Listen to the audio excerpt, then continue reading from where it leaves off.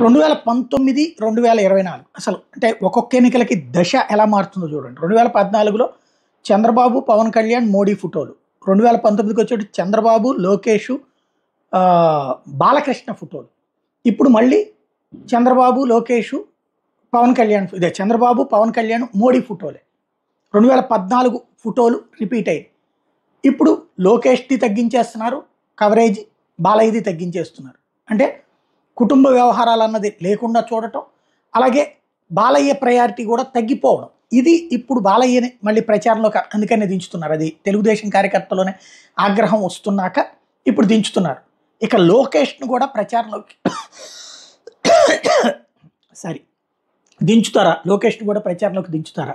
ఎందుకంటే ఆయన రాష్ట్ర నాయకుడు కదా, పాదయాత్ర చేసుకొచ్చారు కదా, వాళ్ళ నాన్నతో సమానంగా ఓ రకంగా నాన్నని అధిగమించే స్థాయిలో పాదయాత్ర చేసుకెళ్లారు కదా. ఎట్లాంటి దశలో, ఎందుకంటే ఆయన 2 రాష్ట్రాలు కలిపి చేశారు. ఒక్క ఆంధ్రాలోనే ఆయన 3000 కిలోమీటర్లు దాటారు లోకేష్.